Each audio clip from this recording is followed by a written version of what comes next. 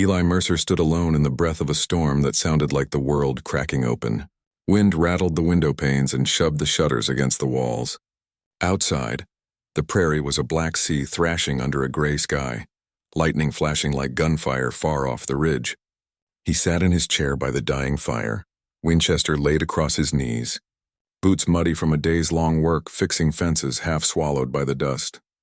A lantern on the table flickered, throwing thin light over 2 mugs, one empty, one waiting. Across from him, Mara Webb folded her hands around the waiting cup. The widow's hair was still damp from the rain she'd run through to get here. Her shawl clung to her shoulders, the wool dark with wet. "Storm's worse than they said?" she murmured. Eli's eyes didn't move from the fire. Storms don't ask permission.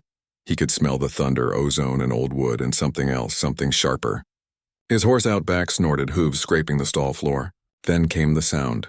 3 knocks on the door, hard enough to shake the frame. Mara froze. Eli rose, the Winchester steady in his hands. "Who's there?"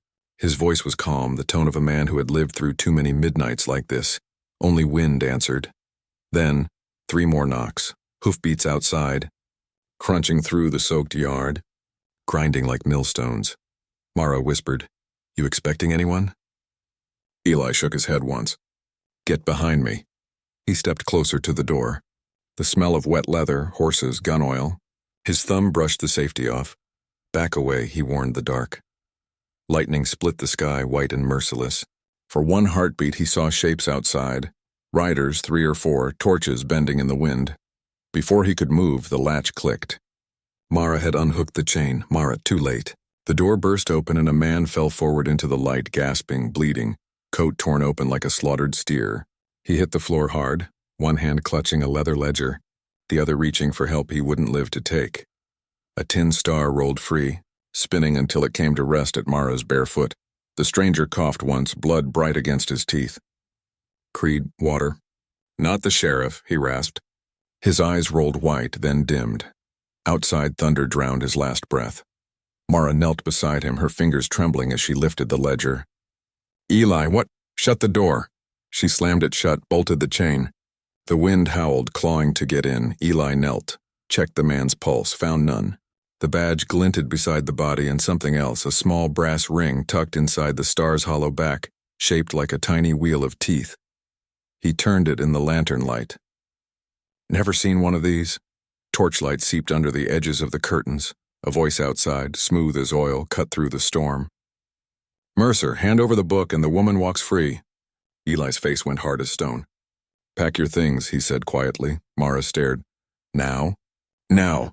A rifle stock slammed the doorframe. Another voice shouted, "Sheriff's business. Open up or we come in." Eli blew out the lantern. The room sank into darkness. The only light came from the crackling lightning, stuttering through the window. Mara's breathing was the only sound inside the house. She felt for the ledger, running her thumb along the stitched spine until she found a loose thread, a hidden seam. Something was sewn inside. Outside, boots crunched on the porch. The latch jiggled, slow and deliberate. Eli raised the rifle, motioned her toward the back door. Another crack of thunder. The wind screamed. The latch lifted. A shoulder hit the door. The wood splintered, flying inward. Mara's scream was swallowed by the storm. The rifle's muzzle flash lit the room for an instant, burning the shape of Eli Mercer's fury against the walls. And just like that, the night of blood and secrets began. Dawn crept over the high plains slow and heavy, peeling back the storm one ragged breath at a time. The world steamed. Mud in the yard, smoke lifting from the chimney, the horizon bruised purple where thunder had slept. Eli Mercer hammered a new plank across the door, each strike echoing in the still air like a heartbeat that wouldn't settle. Inside, Mara Webb moved with shaking hands, pouring coffee into 2 tin mugs. Her shawl was gone, left soaked and torn by the night's chaos. The dead man's body lay under a tarp in the barn, waiting for a name to be set over him. The floor still bore a smear of blood, black in the morning light. She set a mug beside Eli. "You think they'll come back?" He didn't answer right away. His face, carved and tired, stayed turned to the horizon through the open window. "Men like that don't stop till they finish what they started." Mara's breath hitched. She sank into the chair opposite his. 2 chairs always stood by that stove. angled just enough not to face each other. It had been that way since the winter she buried Amos Webb. Eli had helped to dig the grave, boots sinking through snow to the clay beneath. He'd said nothing, only stood beside her till the last stone was laid. After that, she came by sometimes with sewing work or biscuits. Then the nights grew longer and she stayed to mend his shirts by the fire. No words about it, no promises. Just the sound of the wind and the slow rhythm of two lonely souls trying not to make noise about being alone. She had her own ledger in town, debts marked in a shaky hand at the general store. And she had a promise carved deeper than debt, the last words Amos ever gave her. Keep your hands clean. Sometimes she still heard them when she looked at Eli, and it made her chest tighten with guilt she couldn't name. Eli finished boarding the door and turned back. You should ride out before noon. You've done your share of trouble standing here. I'm not leaving. He almost smiled. Didn't think you would. The crunch of hooves in the yard silenced them both. From the cottonwoods came a tall figure wrapped in a weathered coat. His movements silent, sure. Lark running deer. Shoshone tracker. Eli's oldest friend from the cavalry years neither man spoke much about. His eyes were sharp as flint, his face calm in the way of men who have already survived too much. He stepped over the threshold, nodding once to Mara before kneeling beside the tarp. He lifted a corner, saw the badge and then the odd brass ring Eli had pried from its back. Teeth of a notary, Lark murmured, turning it in the light. A seal. Mara laid the leather ledger on the table. Its cover was stained dark, the spine bulging where she'd found the hidden stitch. She worked it loose, heart thudding, and opened the book, names, payments, survey lines, and a scrap of map paper folded tight inside, showing a spring diverted, a dam drawn above the town. Lark's brow furrowed. That's Naya's water. Her people drink from that spring. So do the ranches west of here. Somebody's stealing it. Eli's voice was quiet. Creed. Before Lark could answer, another sound drifted in. Hoofbeats again, this time slower, deliberate. 3 horses stopped in front of the porch. The man in front wore a brown duster and a silver badge dull with dust. Sheriff Tom Lyle. He swung down, tipped his hat toward Mara, and scanned the yard. 2 deputies followed, rifles easy in their hands. Terrible business, Lyle said. His eyes flicked to the tarp in the barn doorway. Marshal Riley, wasn't it? Heard he went missing. Judge Creed's ledger was stolen, same night. You folks see anything unusual? Eli didn't blink. Storm knocked down half my fences. That's all I saw. Lyle's gaze slid to the coffee table, to Mara's pale hands, to the faint line of blood drying near the root cellar. Mind if I look around? Mind if you get a warrant? Eli replied, steady as granite. The sheriff's smile was thin, polite as a snake's hiss. No need to make this harder than it is. Creed wants his property back. He says it's county business. Eli folded his arms. Creed says a lot of things that ain't true. A pause thickened the air. The 2 deputies shifted their boots, eyes darting between them. Lyle set his hat back on. Sundown, he said softly. Bring that ledger to the courthouse or I'll come take it myself. He turned to leave, mounting his horse with practiced ease. But as he reined around, his gaze lingered on Mara. Be wise, Mrs. Webb. Some men drown trying to save others from the same river. Then he rode off. The deputies trailing like shadows. The sound of hooves faded down the wet road, but the younger deputy looked back once. His eyes snagged on the root cellar door, on the latch just barely ajar. Eli saw it too. He didn't breathe until they vanished from sight. Mara clutched the ledger to her chest. Sundown, she whispered. Eli looked out toward the horizon again where the sun was already beginning to climb, red and merciless. Then we've got till dark to find out why men are dying for this book. The wind shifted, carrying the smell of smoke from the ridge. Somewhere out there, someone was burning evidence or preparing to burn everything that got in their way. Ash Hollow shimmered under a cruel blue sky, the kind that showed no mercy to anyone hiding something. Dust lifted from wagon wheels and boot heels alike, coating the air in a thin haze. The church bell struck noon, its clang echoing across the square where Judge Silas Creed pinned a fresh notice to the post. The paper flapped against the wood like a trapped bird. Condemnation hearing on Wapiti Spring and adjacent tributaries. A fine print seal glimmered red at the bottom, so perfect it almost bragged about being fake. Eli Mercer and Mara Webb came down the courthouse steps, their boots leaving wet prints from the melted storm mud still clinging to them. The foyer smelled of paper, sweat, and cheap ink. Sheriff Tom Lyle stood by the door, a half-dozen men behind him wearing shiny town badges that hadn't seen a day's honest service. Their eyes told the truth, their badges didn't. Creed looked up from his desk, all charm and shadow. His coat was black, pressed sharp, his smile soft as worn leather. "Mr. Mercer, Mrs. Webb." His gaze lingered on Mara's bare left hand, then slid to the water stains along Eli's cuffs. "You've both been busy this morning." Mara said nothing. The ledger pressed against her ribs beneath her shawl, its edges still damp from last night's rain. Eli stood tall, shoulders squared, expression unreadable. Creed spread his hands. "I believe you have something that belongs to the county. Return it and we all walk away without tragedy." Mara's voice cut through the air like a blade. "And if the county stole first?" Creed's eyes flicked to her, and for a moment the mask slipped. "Careful, dear," he said softly. "You speak of things beyond your measure." The door creaked open behind them. Lark Running Deer stepped in quietly, dust trailing from his boots. He moved toward the side clerk's desk, leaning in with the easy familiarity of someone who'd known the man behind it for years. The clerk, pale and sweating, whispered something quick before turning away. Lark's expression hardened. He drifted back to Eli's side. "3 riders came last night," he murmured. "Pinkertons. Brought a satchel here, left without it. That ledger's not county property. It's Creed's own book of lies." Creed's voice carried from behind the desk. "I can hear you whispering, gentlemen. I do prefer honesty in my courthouse." Lyle stepped forward, hands raised in mock peace. "All I want is order, Eli. The judge here's just keeping the peace." Eli's jaw flexed. "Order without justice is a fence around a stolen spring." A silence hung between them, thick as old smoke. Creed smiled, but it never reached his eyes. "Sundown, Mr. Mercer. Bring my ledger or your land becomes collateral under Emergency Ordinance 49. I'll have men at your gate before the moon's up." They turned to leave. Outside, the wind had picked up again, snapping the condemnation notice against the post so hard it tore. Across the square, Reverend Pike stepped down from the chapel steps, his face grave. He stopped beside Mara, speaking low. "I'll stand where truth stands, Mrs. Webb. But truth's a lonely hill. You best be ready to climb it." Mara nodded once, eyes fixed on the courthouse doors swinging shut behind them. In the alley's shade, the 3 huddled close.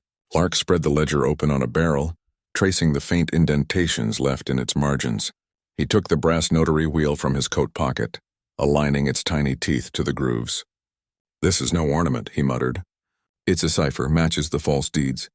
With it, we can prove which signatures Creed forged." Eli looked up the alley, scanning the rooftops. "Then we need to hold till sundown." Mara exhaled. "We don't run?" Eli shook his head. "Run and they call us thieves. Stay and we call them out." Lark's hand paused mid-turn.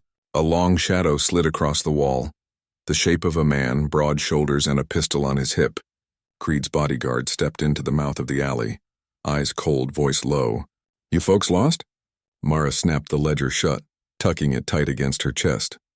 "No," she said, steady. "We know exactly where we are." They walked past him, their boots stirring up dust.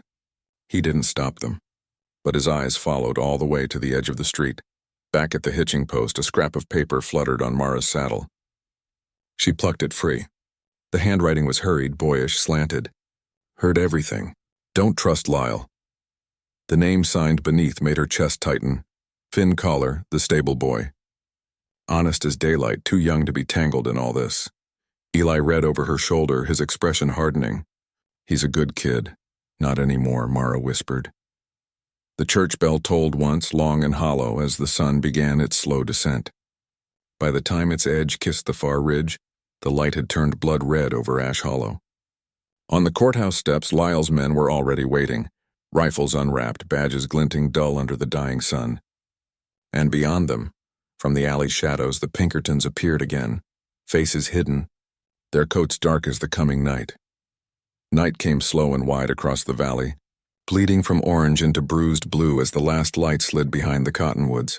The air carried the scent of wet dust and pine sap, and the hum of crickets rose like a warning. Eli Mercer tightened the cinch on his horse while Mara watched the smoke drifting from the ridge above them. "They'll burn that ridge if they have to," she said. Eli looked at the glow, jaw set.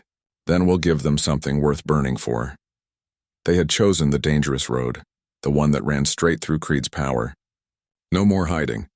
They would expose him, drag his corruption into daylight where it couldn't breathe. Lark Running Deer led them through the cottonwood trail, the creek beside them whispering over stones. The moon's reflection shimmered, broken by every ripple. Mara clutched the ledger, the faint scent of wet leather mixing with the clean bite of river water. Ahead, lantern light flickered from a camp beneath the trees. Naya Running Deer stepped from the shadows, tall and steady, her dark hair braided tight. Her eyes were calm, but they carried the kind of stillness that meant danger wasn't new to her. "You brought it?" she asked. Mara nodded, handing over the ledger.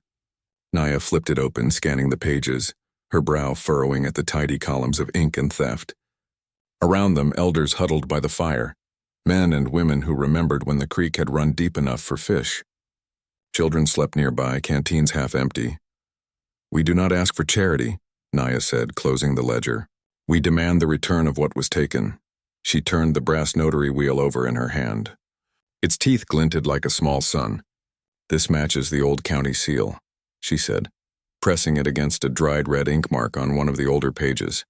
"Creed's new deeds carry no such mark. His laws are lies made with fresh wax." Lark leaned close to Eli. "She's right. If we can read this cipher, we can name every ranch he stole, every creek he fenced." Eli nodded. "Then we take it to town. Founders Day. Everyone's eyes on him." Reverend Pike had offered the church steps for a public reading. If they could make it that far, plans whispered across the firelight. Mara to copy the map of the dam, Lark to gather witnesses, Naya to bring the elders. It sounded brave enough in the circle of that glow. But courage always faded faster than a fire. By the time they reached Eli's ranch, the sky had gone dark as a coffin lid. He spread spare rounds across the kitchen table, the glint of brass catching the lamplight. Mara stared through the window. From the ridge came a shimmer of orange, dozens of lights bobbing and moving, torches a slow crawling line. Her mouth went dry. "They mean to choke us before morning." Eli loaded his rifle with a steady hand. "Then we hold till dawn." Lark studied the horizon, his eyes narrowing. "No, they don't siege, they pluck." "See that gap?" He pointed toward the narrow gulch cutting through the bluff. "That's their choke point. They'll drive us right through it." Eli glanced at him. "Then we don't wait for them. They split." Lark and Naya took the elders along the river path, moving silent under the trees. Mara and Eli rode the ridge trail with the ledger and the notary ring, aiming for the parsonage where Pike would hide them till sunrise. The night swallowed them fast. Wind scraped through the rocks, carrying the smell of coal smoke and creosote. The horses' hooves thudded over loose gravel, their breath steaming in the cold. Halfway through the gulch, something changed. The air grew thick still. Eli's horse pricked its ears, nostrils flaring. Mara frowned. "What is it?" He raised a hand for silence. Somewhere behind a boulder, a fuse hissed.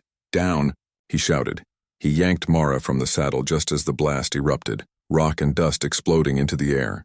Shards tore past like thrown knives. Their horses screamed and bolted into the dark. The shockwave threw them to the ground, ears ringing.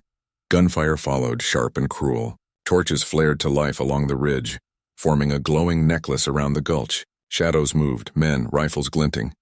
Eli rolled, firing into the dark. A bullet clipped his shoulder, spinning him against the stone. Blood darkened his sleeve. Mara crawled through the grit, clutching the ledger to her chest. She reached for Eli but froze when a boot slammed beside her face. A man's voice, low and mocking. "Package, sweetheart." She twisted, sinking her teeth into his wrist. He howled, jerking back. She scrambled free, dirt under her nails, heart pounding. Eli's rifle cracked again, the flash lighting his face for a heartbeat. A face grim, bleeding, alive. Then a new voice cut through the chaos, calm and commanding. "Hold your fire!" The shooting stopped. Smoke drifted, torches hissed in the wind. Through the haze rode Sheriff Tom Lyle, his coat torn, eyes hard as iron. He dismounted slow, boots crunching the gravel. He didn't look at the dead men, didn't look at the torches. His pistol was drawn, steady in his grip. Eli steadied his rifle, breathing ragged. "You here to finish Creed's work?" Lyle's jaw clenched. He raised the pistol, not at the attackers, but at Eli Mercer. Mara froze where she knelt, blood streaking her cheek, the ledger pressed to her chest. The torchlight painted the sheriff's face gold and red. like a man balanced between sin and salvation. No one moved. The only sound was the hiss of the dying fuse behind them. Then Lyle said quietly, "You're coming with me, both of you, and you'd better pray I'm not too late to make this right." Rain hung on their faces like a verdict as the gulch boiled with torchlight and men. Sheriff Tom Lyle rode in slow, the pistol in his hand steady as a preacher's hinge.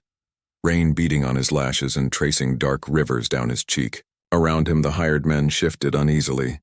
Pinkertons and townsfolk both unsure whose word held weight now that gunfire had stopped. The ledger lay heavy against Mara's ribs, bound in wet leather, the secret notary ring hidden like a hot coal in her palm.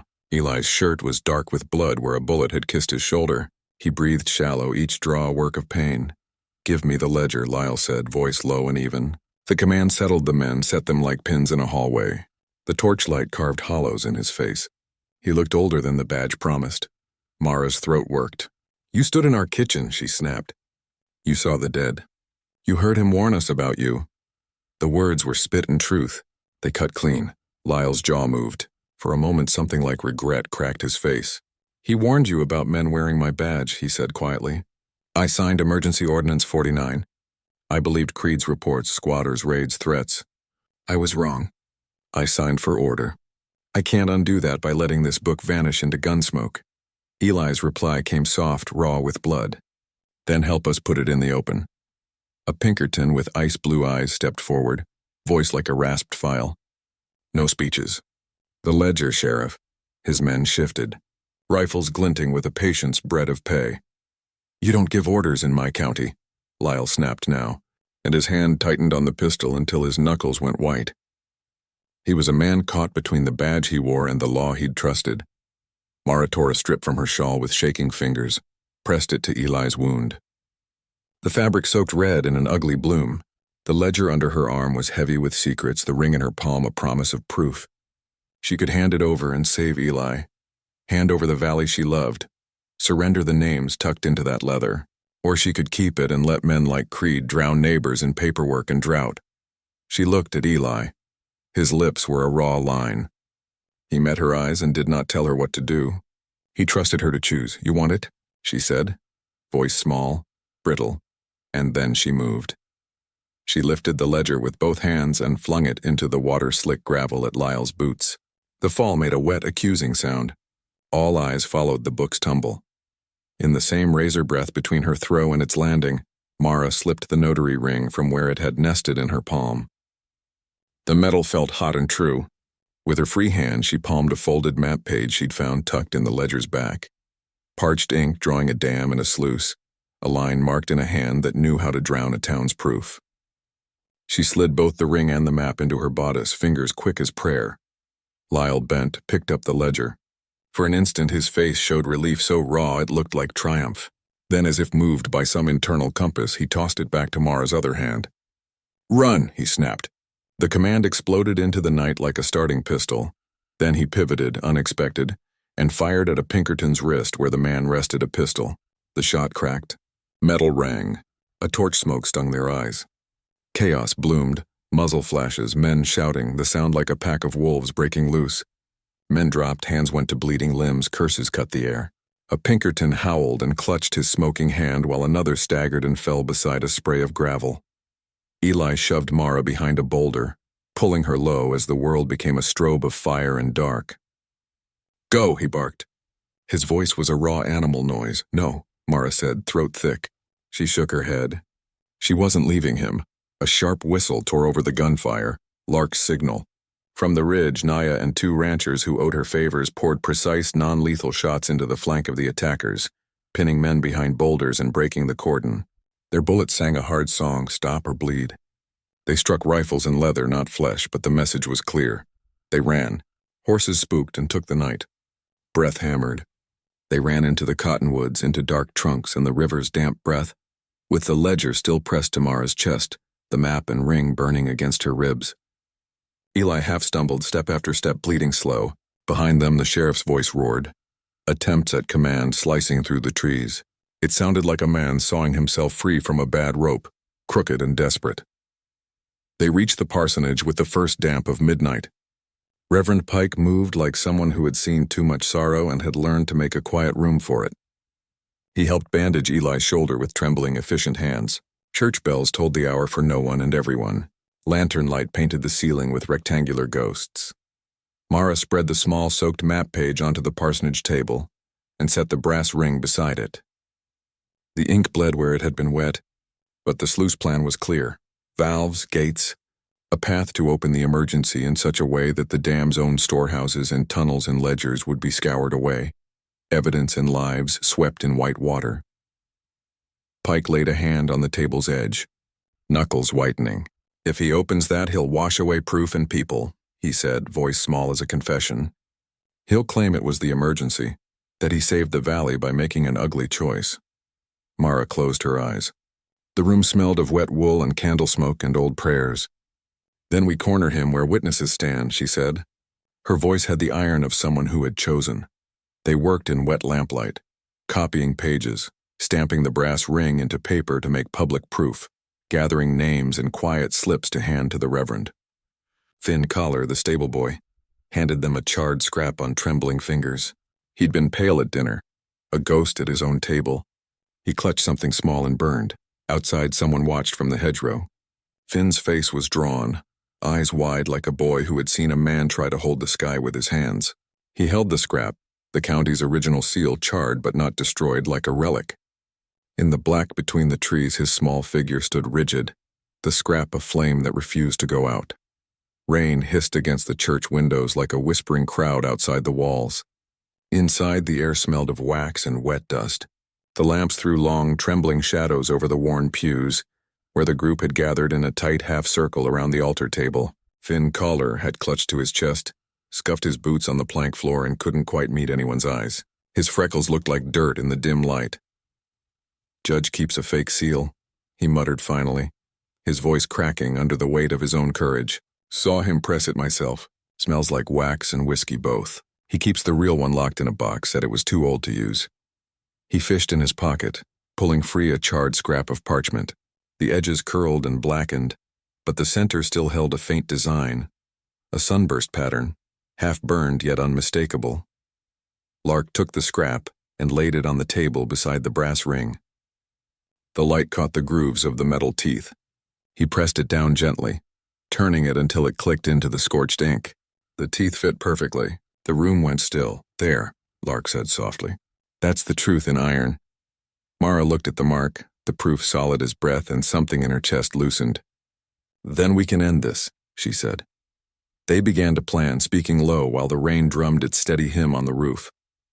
Creed would be center stage tomorrow, Founders' Day, when he'd auction surplus water rights under the county banner. They would unmask him in front of everyone. Mara would read from the ledger. Reverend Pike would hold the Bible and demand Creed swear his oath before God and townsfolk alike. Naya Running Deer would bring her elders, those who remembered where the old water ran before the judge dammed it. Lark would take the bell tower and signal if Creed's hired guns made a move. The trap wasn't strength. It was light, exposure, proof, and witnesses. A low voice came from the doorway. "Sheriff?" The lantern wavered. Tom Lyle stood there, rain dripping from his coat, a ribbon of blood trailing from his torn sleeve. He looked like a man who'd come straight through hell and wasn't sure if he'd left it behind. "Don't run," he said quietly, hands open. "Let me do my office right for once." Eli, still pale and stitched from his wound, rose halfway from the bench. "One wrong word," he said, "and I'll gut you where you stand." Lyle nodded, no fight in him. "Earned," he said. Then he walked forward and set his pistol down on the pew, an act that silenced even the rain for a moment. "No more hired badges inside the square tomorrow. I'll hold the line myself." Nobody thanked him. They just watched as he rolled up his sleeve and started helping copy the pages. The damning ones, the bribes, the land transfers, the names. Each was stamped with the brass ring's true seal, the teeth biting into paper like a promise made to the dead. When they finished, the church smelled of lamp oil and ink. Finn took the folded copies and tucked them into his vest. "I'll get them to folks who'll speak," he said. "Miss Turner at the school, the Dawson brothers, even Mr. Graves at the store. They don't owe Creed nothing." "Be careful," Mara said. "Creed has ears in every wall." Finn gave a crooked grin. "Ain't never liked listening to him anyway." He vanished into the rain, his small shape swallowed by the dark.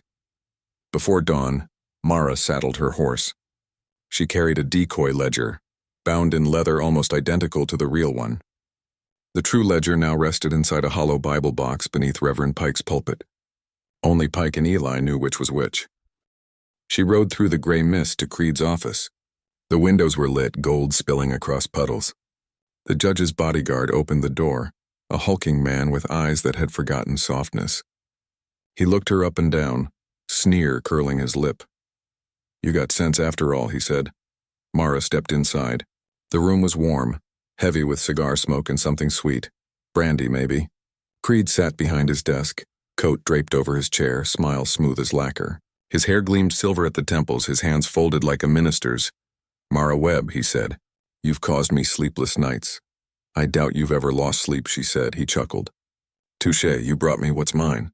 She placed the decoy ledger on the desk. The bodyguard moved closer, his boots creaking on the floorboards. Creed reached for the book, fingers tracing the damp cover as if it were a lover's cheek. "You know," he said, "this valley was dying before I came along. I gave it purpose. Order. You gave it thirst," she said. He smiled wider, a predator in good humor. "Order always begins in thirst. Men don't move until they're desperate. That's what makes them build." He pulled open a drawer and took out a brass spoon and a stick of sealing wax. "A formality," he said. "For the record." She watched the wax melt and drip, red and shining. He pressed his counterfeit seal into it, the false sunburst glinting in the lamplight. "Seal it," she said, voice steady. "With pleasure," Creed purred. The wax cooled. He lifted the seal, admired the mark, and looked at her with satisfaction. "Now," he said, "you may go home and tell the sheriff he's free of his burden." Mara's pulse thudded in her throat. Her fingers twitched toward the true brass ring hidden in her sleeve, its weight electric against her skin. The sound of the church bell drifted faintly through the open window, carried by the wind. She smiled just enough to make him look twice. The bell rang again. One toll. Then another. Creed frowned, turning his head toward the window. By the time he looked back, Mara was already gone. Morning broke over Ash Hollow like a blade, clean, hard, and without mercy. The sky was awash of pale fire, and the dust on Main Street already glowed under the rising sun. Founders' Day. By noon, the square would be full, and every lie Judge Silas Creed had ever built would stand under the same light he'd used to blind the town. Bunting flapped from the balconies, fiddles tuned, their sharp notes mixing with the clatter of hooves and laughter that didn't yet know it would die before dusk. The judge's men had polished the stage boards, hung banners boasting progress and prosperity. But the wood creaked beneath its paint, like something pretending to be new while rotting underneath. Creed stood on the platform in his best black coat, silver chain glittering across his chest. His voice rolled over the crowd, velvet and poison. "Progress," he began, "is a matter of order. Water, land, men, all must serve law. Today the surplus will be sold, fairly and openly, with Sheriff Lyle ensuring peace and honor." He spread his arms like a preacher at a harvest sermon. The people clapped because habit made them, not because belief lived in the sound. Lyle stood apart, hat low, jaw clenched so tight his cheek muscles jumped. His badge caught the sunlight, the same one he'd almost disgraced. The Pinkertons lingered on the edges of the crowd, eyes wary, hands near their coats, the kind of men who followed money, not morality. The church bell struck once, long and deep. The crowd turned. Reverend Pike climbed the platform steps, his black coat clean but frayed at the hem. He carried his Bible in one hand and a plain wooden box in the other. Mara followed, shawl pinned tight against the morning wind, the same wind that carried the faint smell of river silt from miles away. Behind them, Lark's silhouette was visible through the bell tower window, rifle resting easy across his knees. And from the road came Naya Running Deer, walking steady beside elders who carried clay jars filled with sand, the color of long dry riverbeds, the proof of water stolen. The noise fell to a hush. Mara's voice rose, clear and steady. The ledger of Silas Creed, gasps scattered like startled birds. She opened the book, her fingers steady despite the tremor beneath her ribs. "Names," she said. "Payments to hired writers. Bribes to surveyors. Condemnations backdated and signed under false witness. The pages crackled as she turned them. The wind caught the edge of one and flicked it up, showing the stamped seal of brass and truth. "This bears the real county mark," she said. "Witnessed last night." Creed's laugh rolled out, practiced and charming, the sound of a man used to owning a room. "A woman's tale," he said. He lifted the decoy ledger, the one Mara had left on his desk. "Here is the real record, properly sealed this very morning." Reverend Pike stepped forward, opening the box. Inside gleamed the brass notary ring, the same one pulled from a dead marshal's badge. "Use the public seal," he said, voice calm but hard as oak. "Here, before the town." A muscle twitched in Creed's jaw. "That relic proves nothing." Naya moved forward, her calm like a tide rising. She placed one clay jar at Creed's polished boots. The sound of grit against wood was louder than any word. "This sand," she said, "is from a river you fenced. We stand. We speak. We claim what is ours under law." A murmur rose through the crowd, soft at first, then swelling. A tide of farmers, mothers, ranch hands who had gone thirsty too long. Lyle turned toward the Pinkertons. "Holster," he ordered. "Anyone draws, I arrest them myself." Creed's mask of civility cracked. He turned, desperate for control. "You people forget yourselves." Mara stepped closer, holding out a page. "Press your seal here, Judge, beside the true one." For the first time, his hands hesitated. Sweat shone on his temple. The crowd leaned in, breaths held. Then, with a grand flourish meant for show, Creed pressed his counterfeit seal into the wax. The twin imprints gleamed side by side, one crisp, the other blurred and wrong-toothed. The difference was a wound the whole town could see. Gasps turned to fury. A young voice cut through it all. Finn Collar, his face pale but fierce, stepped from the crowd. "I saw him burn the real seal," he shouted. "In his own office." Creed froze. The smile slid off his face like paint in the rain. For a heartbeat, no one moved. Then, quick as a striking snake, he grabbed Mara by the collar, yanking her close. A pistol flashed into his hand as if conjured. The barrel jammed under her jaw. "Enough theater," he roared. His voice cracked and the slick polish fell away. He dragged her backward toward the steps. "Back away or she dies," Eli's heart thundered in his ears. His hand twitched toward his holster but stopped when he saw the tremor in Mara's throat. Lyle stepped forward, palms raised. "Let her go, Silas. Don't make this worse." Creed's eyes darted toward the street where a horse waited. Reins coiled like escape. "Auction's adjourned," he snarled. Mara's sleeve brushed against the pistol's hammer, and she felt the cold bite of brass, the true seal still hidden there. Reverend Pike, steady as stone, lifted the Bible box high between them. "Back!" Creed barked. The crowd parted, fear and fury tangled. Then the bell tower cracked with a single gunshot. Creed's pistol exploded in his hand, the hammer sheared clean off. He cursed, eyes wide. Lark's voice drifted from the tower, calm as a man on a hunt. "Missed," he said. Creed shoved Mara aside, stumbling for his horse. He vaulted into the saddle and spurred hard, mud flying.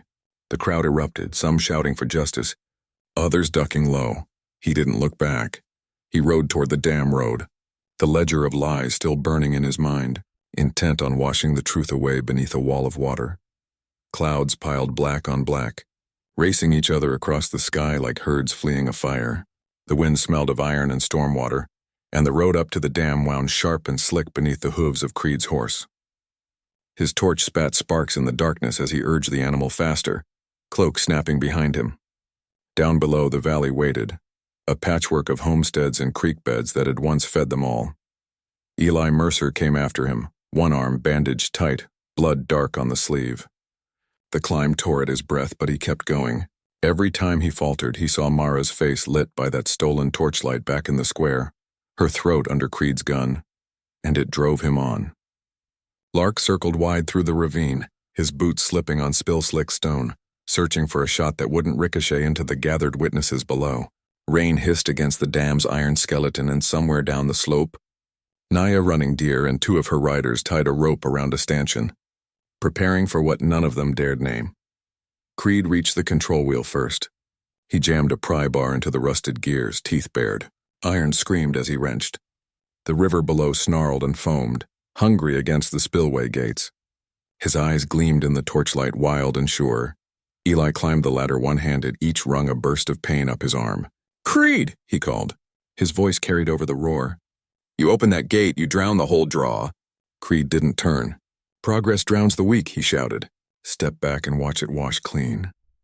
Wind tore through Mara's shawl as she stepped onto the catwalk. The planks shook beneath her boots, slick with rain and river spray. Silas, she cried. Turn that wheel and you drown the children in the valley. You'll kill your own townsfolk. Creed's laugh was raw, guttural. They'll thank me when the water builds again. A new order rises from a clean slate. From the stairwell below, Sheriff Lyle appeared, pale beneath the blood that soaked through his shirt. Each breath came ragged, but his eyes were sharp as glass. It ends here, Creed. Creed turned just enough to sneer. You ended when you sold your oath. Don't pretend righteousness now. He wrenched the pry bar again. The floodgates groaned. Pressure gauges swung toward red. The roar grew deeper, the dam trembling beneath them. Eli reached the platform, rain plastering his hair to his skull. Don't do it, he warned. Creed's pistol came up, its broken hammer glinting from Lark's earlier shot. Last chance, he hissed. Mara crept closer along the rail, fingers clutching the cold metal. She slipped the brass ring from her sleeve and angled it to catch the torchlight. The flash blinded Creed for a fraction of a second, just long enough. Eli lunged, slamming his shoulder into the judge. The pry bar clattered away, sparks leaping as it struck the steel. Creed's pistol clicked harmlessly. They grappled, boots sliding on the wet iron. The roar of the river below swallowed their curses. Creed drove his boot into Eli's wounded arm, pressing down until Eli's vision spotted with pain. Choose, Creed spat, pressing his weight. Save your woman or save your valley. Eli stared past him at the trembling gauges, the shuddering metal. He knew what he had to do. With a ragged breath, he turned his back on Creed and slammed his good hand against the emergency bypass wheel. It shrieked as it turned. Then the spillway roared open, a white torrent blasting into the side channel where Naya's riders had braced the ropes. Water thundered, channeled safely away from the valley. Creed roared in fury, lunging for Mara. The catwalk shuddered. Iron gave way with a sharp crack. Creed and part of the railing fell, the judge catching a bracket with both hands. His boots kicked over the black water churning below. Help me, he screamed. Rain streaked his face, washing away the dust and leaving only the naked terror beneath. Mara stood above him, breathing hard, the brass ring slick in her grip. Stand and answer, she said softly. Her voice was almost lost in the storm. She dropped a coil of rope toward him. He caught it, knuckles white. For a moment it seemed he might climb free. Then his foot slipped on the wet iron, and his hands tore loose. The rope whipped from his grasp, vanishing into the dark. Creed fell, swallowed by the river's fury. For a heartbeat, nothing moved. Then the rain came harder, hissing against metal and skin. The dam shuddered but held. Lyle leaned against the rail, shaking. You did right, he said hoarsely. Eli stared into the whirlpool below. Not enough of that going around. Mara stepped beside him, her shawl whipping in the wind. Lark appeared from the far end of the catwalk, rifle slung over his shoulder, face grim. Below, torchlight flickered on the faces of those who had watched everything. The farmers, the elders, the children safe for now. Witnesses to justice carved by water and blood. As they descended the slick stairs, Lyle stumbled, one hand clutching his side. He collapsed against Mara, his voice barely a whisper. I'm ready to answer, he murmured. She caught him, eyes stinging with rain and grief, and together they walked into the storm's dying breath. The valley below alive once more. Ash Hollow woke beneath a sky washed clean by storm. The air smelled of wet clay and iron, the kind that lingered after rain had scoured sin from the earth. The church bell tolled once, low, steady, not for mourning but for witness. People gathered on the steps, faces drawn yet unafraid. Reverend Pike stood at the top with his Bible open, his voice carrying even through the whispering wind. These are the names, he said, reading from the ledger. Each name echoed across the square. Men who'd signed false deeds, ranchers who'd sold silence, surveyors who'd turned rivers into gold. He read without fury, his voice even as sunrise. Lyle stood to one side, pale but upright. His arm hung bound in a sling and his badge was gone from his chest. When Pike finished, Lyle stepped forward, eyes hollow but clear. Those signatures are mine, he said, and I'll face what's owed. He offered his hands for irons, though no man moved to shackle him. But before I stand trial, I'll swear before you all. Judge Creed didn't act alone. The railroad paid him, and me, to make this valley theirs. His words struck the crowd harder than thunder. Then he bowed his head and signed his confession, sealing it with his blood-stained thumb. Naya Running Deer spoke next. Her voice was calm, measured, carrying strength that needed no fire. "The spring will run open again," she said, "and the dam will belong to all, ranchers, townsfolk, and my people together. A council will guard it. No man alone decides who drinks." She nodded to the elders, who stepped forward and lifted the clay jars from the ground. They poured the sand into the wind, and it sparkled in the morning light like the river itself returning home. Children watched, wide-eyed, as if witnessing a miracle being rebuilt from dust. Mara carried the brass ring and the ledger to the county hall, where a wooden chest waited on the steps. She laid both inside, then closed the iron lock. The key was divided in 3, one for Reverend Pike, one for Naya, and one for the schoolmarm, Miss Turner, so no man could twist justice alone. Eli stood a few paces away, his shoulders still stiff beneath the bandages. That afternoon he auctioned 3 head of his best cattle to erase Mara's debt at the store. She refused the coin, shaking her head. "I didn't do it for payment," he smiled, quiet and tired. "Then take it as partnership." He folded the deed into her hands, her name first on the line. "A parcel by the creek, yours and mine if you'll have it." They planted a cottonwood sapling by the reopened water, their fingers black with loam. The breeze tugged gently at the young leaves, whispering in a tongue older than fences or law. Mara looked at the horizon where sunlight touched the wet fields. "Everything changed," she said softly. Eli nodded, eyes on the growing tree. "Because you chose it to." She threaded her arm through his, not promise, but something steadier. Lark and Naya stood nearby, watching the river's gleam, their nods saying what words didn't need. Vigilance would not sleep again. Then Finn climbed the bell tower and rang it 3 times. Not for warning, but for witness. The cottonwood shadow touched the water, thin, trembling, but growing stronger with every breeze. And as the sound of the bell faded into morning, Ash Hollow stood reborn under the mercy of a clear sky.